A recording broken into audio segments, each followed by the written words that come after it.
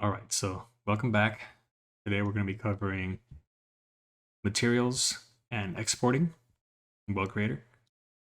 We'll start with materials first. So go over to your design panel, and under the materials section, you want to go ahead and click the plus button here and select color. Now by default, this is the color that your scene should open up with. While I'm sculpting, I like to turn this into more of a gray Lambert. Gives me a better idea of what I'm sculpting. Now in this scene, I've already spent some time and pre-sculpted a landscape. I have a series of filters. As you can tell, you can get pretty complex with it, and I have a series of masks as well to help me control where I want the different filters and effects to take place. I also have a few paths to help me out, some sculpting so I can raise areas of mountains as I need to, and a few paths so I can carve out areas that I want to as well. As you can tell, there's a little path going on here currently.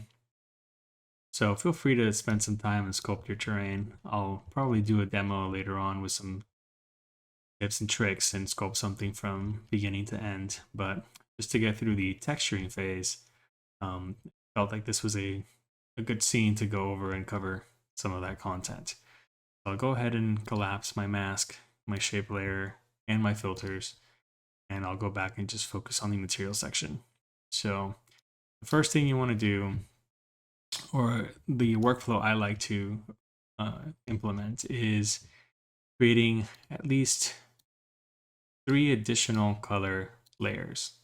Now you'll notice here when I hit the plus sign, there's a gradient option, substance option, and a texture option.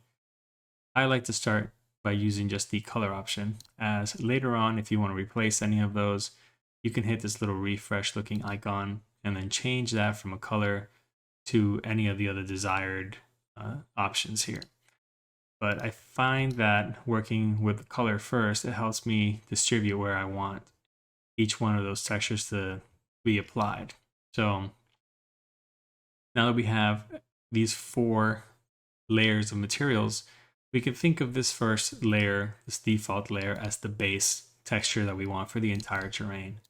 Now, typically I like to call this soil, and this would be kind of like a brown or a dirt color that you want the entire environment to have. And that would be a full, completely white mat. So we don't really need to distribute this in any way. We want the entire terrain to have that texture. Now, on top of that texture, we want to go ahead and start. I like to start with rocks. So I'll go ahead and name this rocks. And I like to make cliff texture. And I'd like to end it with a grass texture. Now you can go ahead and make more if you want to, but I find it best to start simple, and then if I need to add additional layers, I can come back and always make more and export them separately. So now that we have these layers named correctly, we want to go ahead and hide the grass layer and the cliff layer, and we want to work on the rock layer currently. So as you can tell, the entire terrain is white. If I hide the rock layer, it'll show the soil, which is currently gray. If I go ahead and show the rocks, I can go ahead and start distributing that with a series of options that I have here. Now, you can go ahead and make some masks under the mask layer section, and then you can call on those mask layers here using the mask option for distribution. But I find that you can do a lot of the texturing you need by just using some of the out-of-the-box slope, height, and flow, as well as cavity and curvature. So for the rocks right now, I definitely want to apply that to the rock section. So you can click a rock option here, and you can tell that it's already trying to look for areas that have that kind of curvature, and those normals are facing in the desired direction for what would be essentially rocks. And you can dial this in here for the strength, size. Now, as you can tell, the color white and the gray are starting to blend. So one of the things I like to do and actually implement this into my workflow with Nuke is I like to change the color of these layers to RGB. So for the rocks, I'll go ahead and start by clicking the color box here on the material settings for the tint, and I go to the green channel here at the bottom and I zero that out. Then I go to the blue channel and I zero that out as well, leaving me with just a flat red value. Now this makes it easier for me to see where that is at, and I can go back to the distribution of rocks here, and I can continue to control the step size.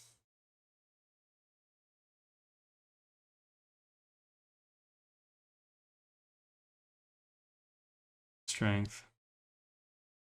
Now this is working pretty decent for me, but if I want to have some additional control, I can go ahead and add an additional distribution layer. So I like to use the slope, and I like to crank that up to 90 on the high end, and then up this to about 60, 70,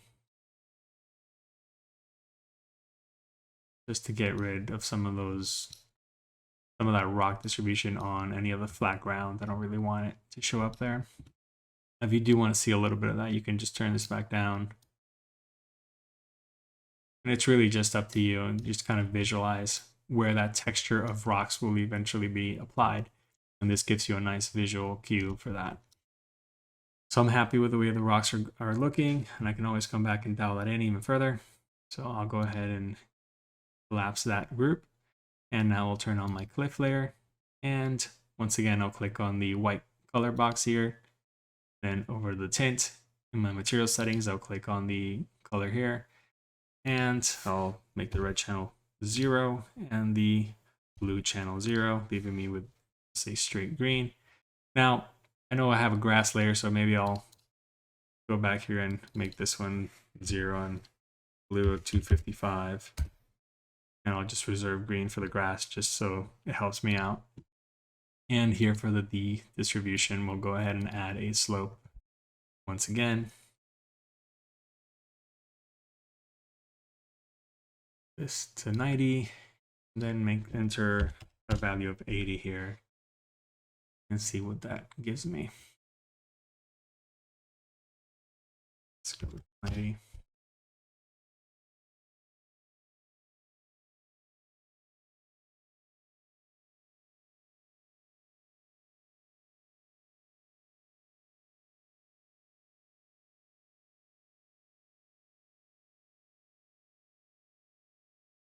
All right, so as you can tell, I'm kind of hiding everything that I just did with the rocks layer. So in a case like this, I kind of did this on purpose so I can show that you can do this. I can grab my rock layer, left click, and drag it above my cliff layer, let go, and now I have my rock layer above my cliff. Now I can get a nice layering of that.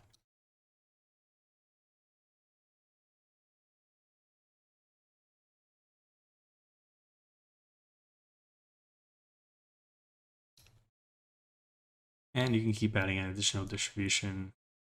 You'd like to add a height map here. And keep that cliff texture to more of the mountaintops.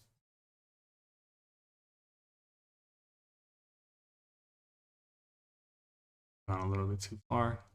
Back down.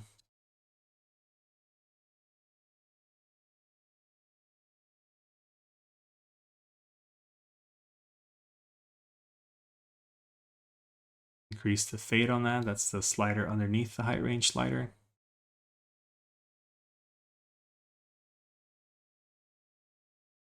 And I'm kind of liking what I'm seeing currently, so I'll leave it there for now.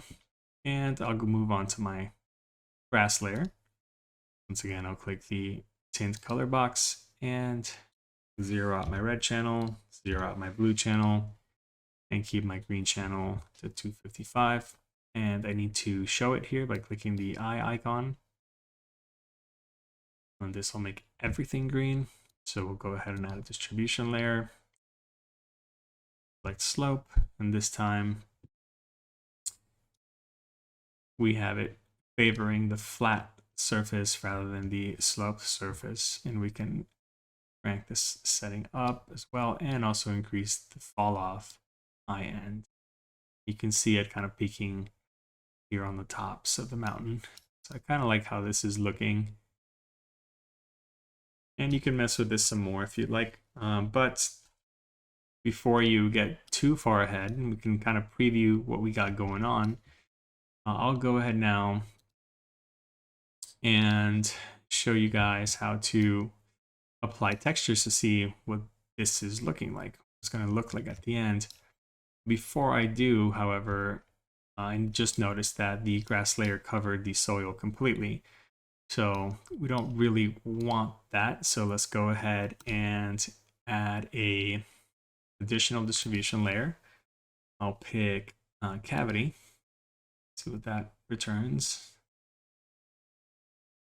Great, okay, that's not bad. Now I get a little bit of that soil texture peeking through.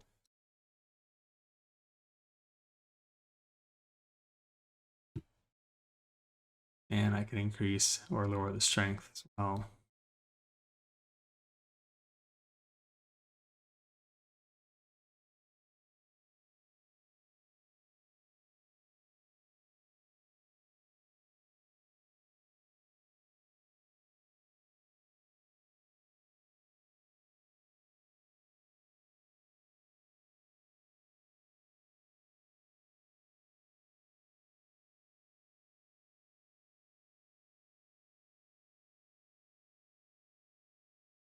All right, that's not too bad. I'll go ahead and add an additional distribution layer.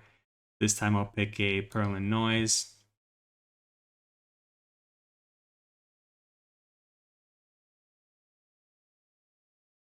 Don't like that too much, so I'll go ahead. If you want to delete something, you can select that Perlin noise and hit the delete key on your keyboard, and that will delete that.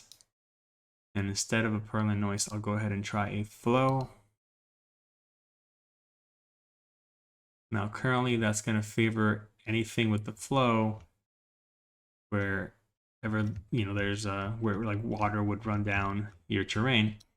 And that's not necessarily what I want. I do want to invert that, however. So to do that, I expand my flow distribution layer, and under effects, you can select the add button here and add an invert. And now that's going to invert the flow map. And instead of applying the green texture wherever the rain would be flowing, it's going to do the inverse of that. Now I can go to my flow and increase the rain strength, fill, durations, and that'll make that more pronounced.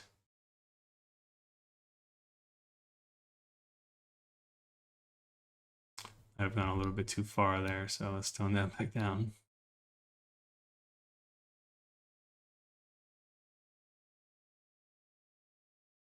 All right, it's not too bad. Less.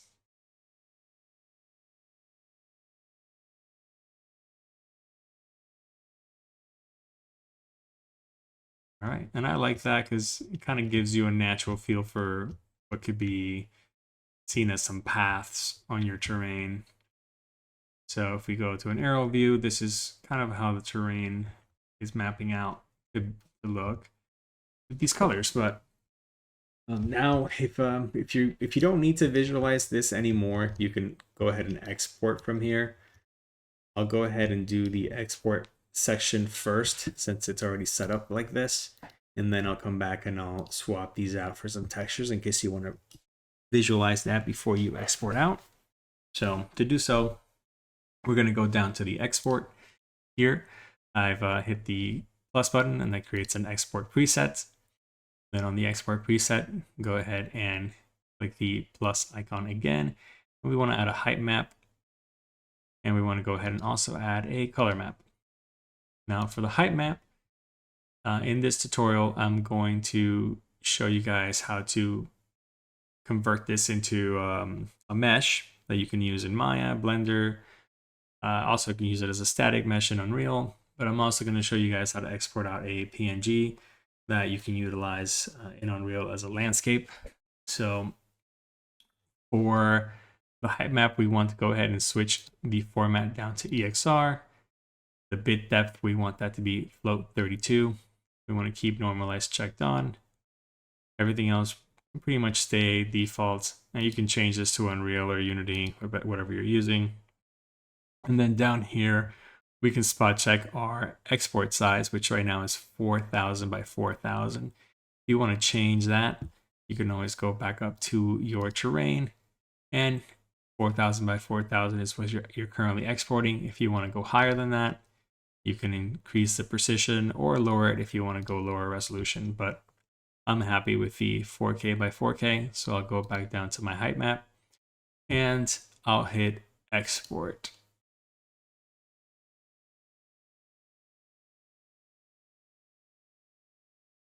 All right, I'm just going to spot check by clicking the open folder icon to make sure that that downloaded. And it is in my folder. You guys can trust me. You can check on your end if you're following along. And now we're going to go up to our color map. And this one, we're also going to change to EXR, 32-bit float, and spot check that everything is looking good. And go ahead and export.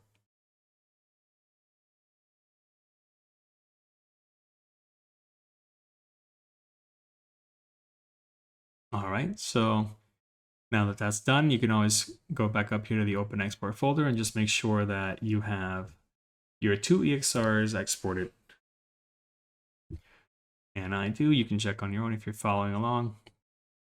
Now, okay, so now that we have that, before we mess around with those 2 maps, I want to show you guys how you can previs the textures as they would look once you are in Unreal or Blender, whatever software package you are ultimately going to assemble this in.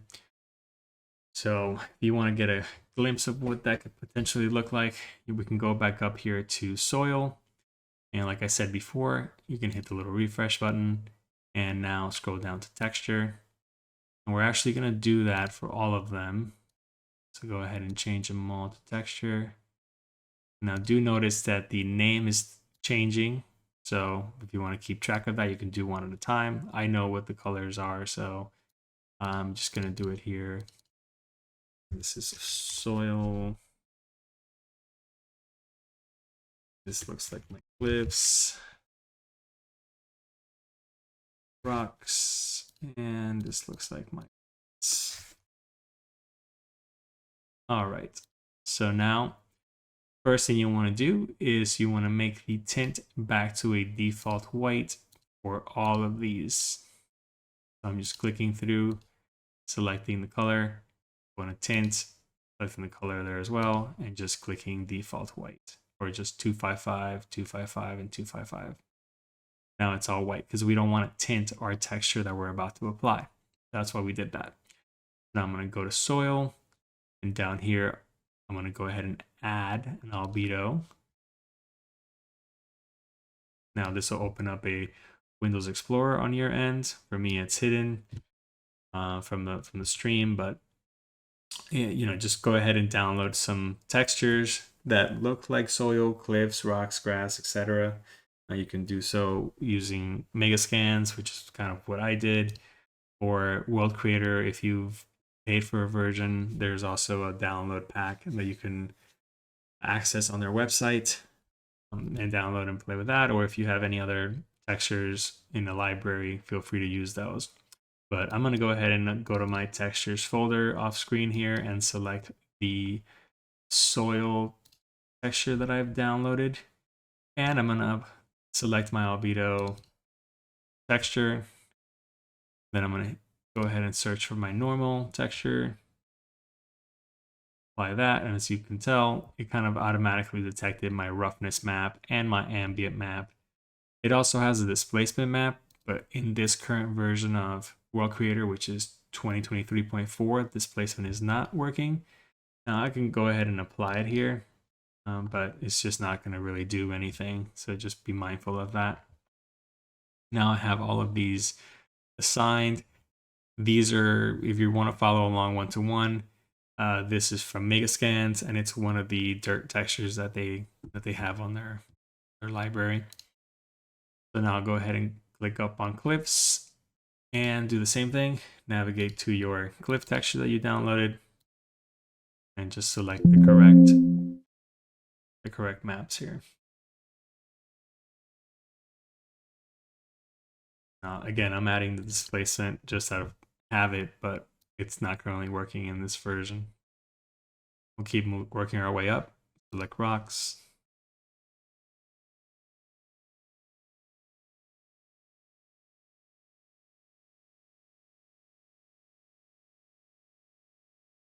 And select some grass. Oh, it looks like I used the same texture for rocks and cliffs, so I'll go back and fix that.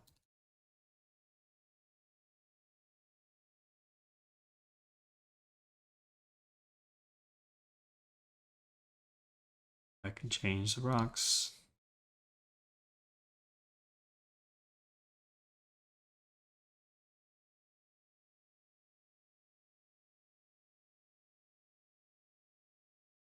All right, that's more like it. So yeah, here's a quick preview. Now mind you, you don't have, we're not instancing grass yet. We're not instancing trees. We're not really setting up, or dressing our environment, but just out of the box, without even having displacement turned on these textures, it's already looking pretty decent. Now you can spend more time here. I know you can kind of tell there's tiling going on. If you want to, tweak that here for screenshots, or if you're doing this for previs at a studio, for your own personal workflow, if you have a few cameras selected already or created, and you want to get a better idea without this tiling, you can go to these settings for each one of these textures and help that out a little bit. So I'll go ahead and start with, see what we got here. Not my rocks, I believe it's probably my soil that I want to tweak. It takes a little bit to update, so just be patient. But here you have the option to turn on triplanar projection, which helps the tiling. I can go ahead and actually just do that on all of these. Just give it a minute to think. And that should help some. And then also, I'm going to butcher this, but stochastic distribution, that helps the tiling as well. You can turn that on all your textures. Just do keep in mind that, as you turn things on, you're going to be affecting your performance a little bit. And if you're not happy with the repeat scale there, you can increase the tile size.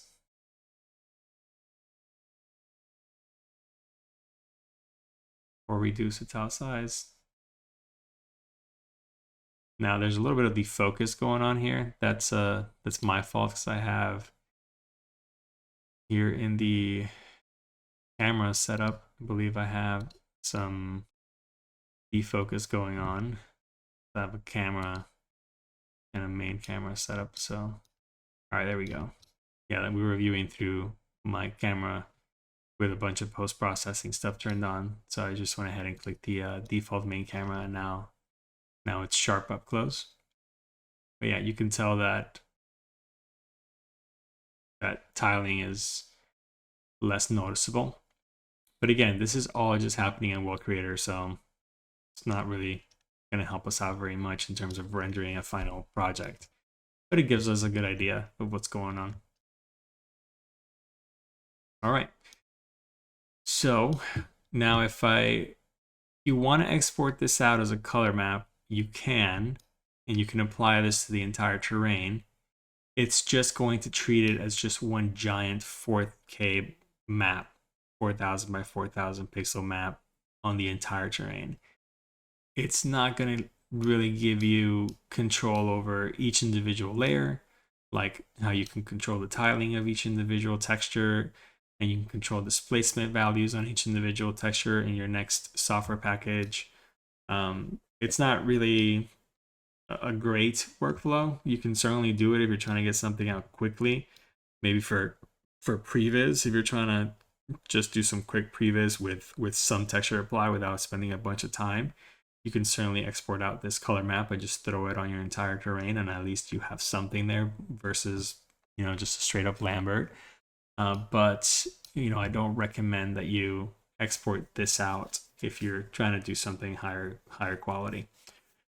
So if you already have what you need, you took your screenshots up here on the top right, you got your cameras, all that. You could even save this file as a separate name. So if you want to do that, you can go to project type and just say working file and hit save, and just navigate to your directory when it pops up your Windows Explorer, and name the world creator file something else, something like your project name underscore textured, and you can go back to that and mess around with it.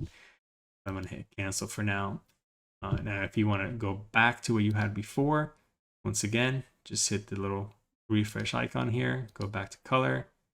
It's going to bring you back to this white color, and now you can go ahead and pick that up again and rename this to soil, and so on and so forth for the rest of these textures. But I won't bore you with that. We'll go ahead and pause here and move on to the next section on how to treat our exports in Nuke. And then from there, we'll go on to Blender, and then how to assemble this in Unreal, and possibly some Maya, maybe some Blender. We'll see how we're feeling. But thanks for joining me, and I hope you have fun texturing your terrains. Oh, one quick mention. If you do want to come back in here and do some additional layers, like let's say you want to add snow, let's say you want to add some mud, or just an additional breakup, you can just make some additional colors. Just when you do go to export, turn off your original 4 layers. So I'll do this really quick just to illustrate my point.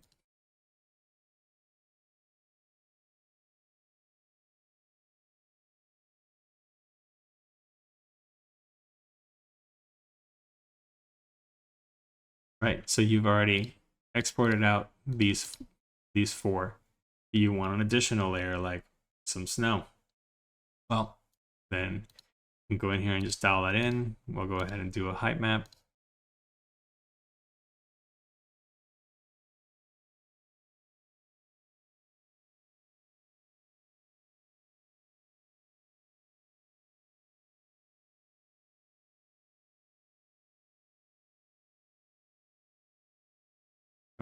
Oh, I had it hidden. Right. And slope.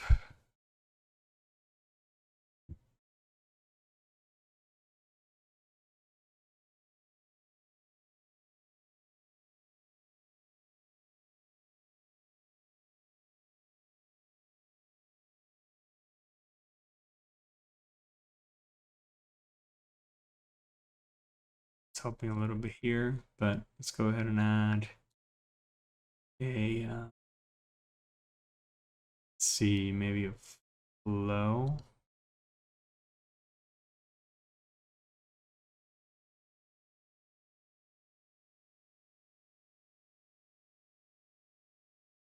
Crank that up quite a bit.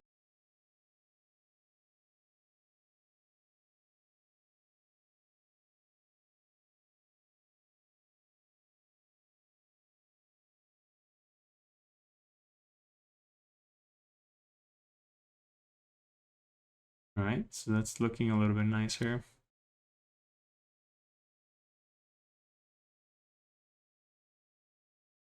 So yeah, so let's say you wanted to add some snow like this, right? Then you would go ahead and turn off all the other layers. Just keep your snow on.